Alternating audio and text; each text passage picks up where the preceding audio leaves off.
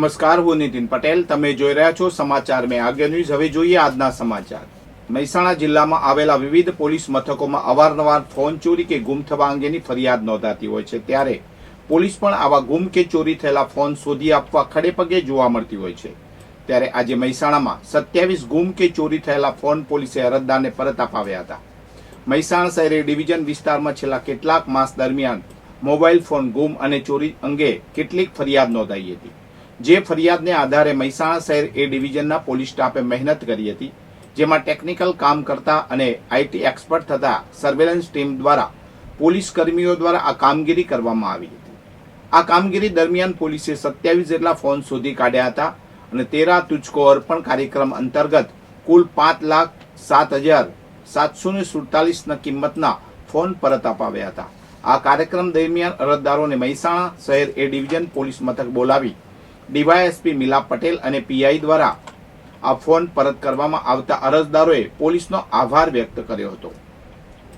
મહેસાણા જિલ્લાના કડી શહેરમાં પોલીસ અને રેપિડ એક્શન ફોર્સ RAFના જવાનોએ શુક્રવારે વિવિધ વિસ્તારોમાં ફ્લેગ માર્ચનું આયોજન કર્યું હતું. આ ફ્લેગ માર્ચ સમગ્ર મહેસાણા જિલ્લામાં ચાલી રહેલા 4 દિવસીય કાર્યક્રમનો એક ભાગ છે. મહેસાણા જિલ્લામાં 4 ઓગસ્ટથી 8 ઓગસ્ટ સુધી સંવેદનશીલ અને અતિ સંવેદનશીલ વિસ્તારમાં ફ્લેગ માર્ચનું આયોજન કરવામાં આવ્યું હતું. આ કાર્યક્રમ 100 બટાલિયન રેપિડ એક્શન ફોર્સ અમદાવાદના કમાન્ડર રાતુલ દાસના આદેશ અનુસાર યોજાઈ રહ્યો છે. સહાયક કમાન્ડર દાગડે સુબોધના નેતૃત્વમાં RAFના જવાનો કડી પોલીસ સ્ટેશન ખાતે એકત્રિત થયા હતા. ત્યારબાદ કડી પોલીસ સાથે મળીને શહેરના વિવિધ વિસ્તારોમાં ફ્લેગ માર્ચ યોજ્યો હતો. આ ફ્લેગ માર્ચનો મુખ્ય હેતુ સંવેદનશીલ વિસ્તારોમાં શાંતિ અને સુરક્ષાની ભાવના જાળવી રાખવાનો છે. સમગ્ર જિલ્લામાં કાયદો અને વ્યવસ્થાની સ્થિતિ જાળવી રાખવા માટે પોલીસ અને RAF સતત પ્રયત્નશીલ છે. પાટણ શહેરમાં સોનીવાડમાં આવેલી સોના ચાંદીની દુકાનોને નિશાન બનાવીને ચોરી કરતી કર્ણાટકની કુખ્યાત ઈરાની ગેંગનો પર્દાફાશ થયો છે. Patan local crime branch LCB દ્વારા આ ગેંગના 4 સભ્યોને ઝડપી પાડવામાં આવ્યા છે. પોલીસે તેમની પાસેથી રૂપિયા 10 લાખથી વધુનો મુદ્દામાલ જપ્ત કર્યો છે. ઘટનાની શરૂઆત પાટણના સોનીવાડમાં આવેલી માં ગૌરી જ્વેલર્સની દુકાનમાં થઈ. અહીં 2 અજાણ્યા ઈસમોએ દાગીના બતાવવાને બહાને રૂપિયા 3,24,000ની કિંમતની અંદાજે 45 ગ્રામ વજનની સોનાની લેડીઝ વીંટીઓની ચોરી કરી હતી. આ મામલે પાટણ શહેર એ ડિવિઝન પોલીસ મથકે ગુનો નોંધવામાં આવ્યો હતો. બાતમીને આધારે પોલીસે રાણકીવાવ રોડ પર તપાસ કરતા ત્યાંથી મોટરસાયકલ અને ગાડી સાથે કુલ 4 ઈસમો મળી આવ્યા. પોલીસે પૂછપરછ કરતા તેઓ સંતોષકારક જવાબ આપી શક્યા નહીં. તેમને LCB કચેરીએ લાવીને સઘન પૂછપરછ કરવામાં આવી. પૂછપરછ દરમિયાન આરોપીઓ કબૂલ્યું કે તેઓ 6 માણસોની ગેંગ છે અને કર્ણાટકના રહેવાસી છે. તેઓ ખાસ ચોરી કરવાના ઈરાદે જ ગુજરાતમાં આવ્યા હતા. તેમણે 1 ઓગસ્ટ 2025ના રોજ વડોદરાના કુંભારવાડ વિસ્તારમાં અને 2 ઓગસ્ટ 2025ના રોજ પાટણ શહેરમાં સોનીની દુકાનમાંથી ચોરી કરી હતી. વિસનગરની સંજીવની હોસ્પિટલમાં એક અસાધારણ કેસ સામે આવ્યો છે. અહીં 69 વર્ષીય મહિલાના પેટમાંથી વોલીબોલ જેવડી 10 થી 12 કિલોની વિશાળ ગોઠ સફળતાપૂર્વક દૂર કરવામાં આવી છે. વડનગરના રહેવાસી વિદ્યાબેન રણછોડભાઈ પટેલ છેલ્લા 1 વર્ષથી પેટમાં સતત દુખાવાથી પીડાતા હતા. છેલ્લા 1 મહિનામાં તેમની તકલીફ એટલી બધી વધી ગઈ કે તેમને જમવામાં પણ મુશ્કેલી પડતી હતી. વિદ્યાબેનને વિસનગરની સંજીવની હોસ્પિટલમાં ડોક્ટર અરુણભાઈ રાજપૂત પાસે લાવવામાં આવ્યા. તપાસમાં પેટમાં એક મોટી ગોઠ હોવાનું નિદાન થયું. ડોક્ટર અરુણભાઈ રાજપૂતે જણાવ્યું કે દર્દીને ઘણા સમયની ફરિયાદ હતી કે પેટ ખૂબ મોટું વધી રહ્યું છે, ખાવામાં તકલીફ પડતી હતી અને દુખાવો થતો હતો. રિપોર્ટમાં પેટમાં મોટી ગોઠ હોવાનું જણાવ્યું. ઓપરેશન દરમિયાન જ્યારે આ વિશાળકાય ગોઠ બહાર કાઢવામાં આવી ત્યારે હોસ્પિટલનો સમગ્ર સ્ટાફ આશ્ચર્યચકિત થઈ ગયો. તેમણે વધુમાં જણાવ્યું કે મેં મારા જીવનમાં પહેલીવાર આટલી મોટી ગાંઠ કાઢી છે. અત્યાર સુધી ડોક્ટરે 1000થી પણ વધુ ગાંઠના ઓપરેશન કર્યા છે, પરંતુ આટલી મોટી સાઇઝની ગાંઠનું સફળ ઓપરેશન પ્રથમવાર કર્યું છે. કડીમાં 2019ની સાલમાં 3 રસ્તા પેટ્રોલ પંપ પાસે ફરિયાદી ચાલીને પોતાના વકીલ પાસે જતા હતા. એ દરમિયાન આરોપીઓ ભેગા મળી તેણે માર માર્યો હતો. જે કેસમાં આજે મહેસાણા કોર્ટે 6 આરોપીને 10 વર્ષની સજા ફટકારી છે.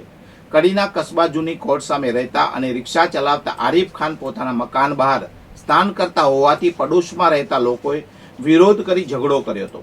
પોલીસ ફરિયાદ નોંધાતા ફરિયાદી અમદાવાદ રહેવા ગયા હતા. તારીખ 6/9/2019ના રોજ ફરિયાદી કડી ખાતે રહેતા વકીલને મળવા જતા હતા. એ દરમિયાન આરોપીઓ ભેગા મળી ધોકા, તલવાર, લાકડીઓ વડે રિક્ષા ચાલક ફરિયાદી પર તૂટી પડતા તેણે ગંભીર ઈજા થઈ હતી. બાદમાં આરોપીઓ સામે કડી પોલીસમાં ફરિયાદ નોંધાઈ હતી. આ કેસમાં સરકારી વકીલ ભરતકુમાર પટેલે 30 જેટલા પુરાવા અને 20 જેટલા સાક્ષીઓ તપાસ્યા હતા અને કોર્ટમાં ધારદાર દલીલ કરતા મહેસાણા સેશન કોર્ટે આરોપી મલેક શકીલ સિરાજભાઈ, મલેક રમજાનભાઈ મોહમ્મદભાઈ, પરમાર આદિલ સબ્બીરભાઈ, પઠાણ મુસ્તકીમ, પઠાણ અસલમ ખાન યાસીન ખાન, પઠાણ મુબીન મહેબૂબભાઈને કોર્ટે 10 વર્ષની સજા અને રૂપિયા 10,000નો દંડ ફટકાર્યો હતો. મહેસાણા જિલ્લાના વિજાપુરમાં ફૂડ અને ડ્રગ્સ વિભાગે દરોડા પાડીને ભેળસેળયુક્ત પનીર બનાવતી એક ફેક્ટરીનો પર્દાફાશ કર્યો છે. તહેવારોના દિવસો નજીક હોવાથી ખાદ્ય પદાર્થોમાં થતી ભેળસેળને અટકાવવા માટે ફૂડ વિભાગ સક્રિય બન્યું છે. આ કાર્યવાહી દરમિયાન કુલ 1.61 લાખનો મુદ્દામાલ જપ્ત કરવામાં આવ્યો છે અને વધુ તપાસ હાથ ધરવામાં આવી છે. ફૂડ વિભાગના અધિકારીઓને વિજાપુર હિંમતનગર હાઈવે પર આવેલા આવકાર વેરહાઉસમાં આવેલી ડિવાઇન ફૂડ નામની કંપનીમાં શંકાસ્પદ પનીર બનાવવામાં આવતું હોવાની બાતમી મળી હતી અને આ બાતમીને આધારે ટીમે તાત્કાલિક સ્થળ પર પહોંચીને તપાસ શરૂ કરી હતી.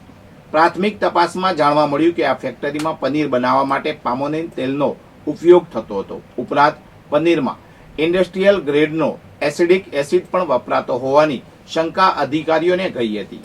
આ ગંભીર ભેળસેળની જાણ થતાં ફૂડ વિભાગે કાર્યવાહી હાથ ધરી હતી.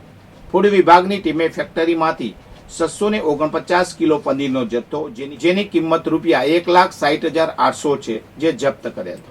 સાથે જ પનીર બનાવવામાં વપરાતું 238 કિલો પામ તેલ પણ જપ્ત કરવામાં આવ્યું જેની કિંમત રૂપિયા 32,130 છે. આમ ફૂડ વિભાગે કુલ રૂપિયા 1,61,930નો મુદ્દામાલ સીઝ કરીને કાયદેસરની કાર્યવાહી શરૂ કરી છે.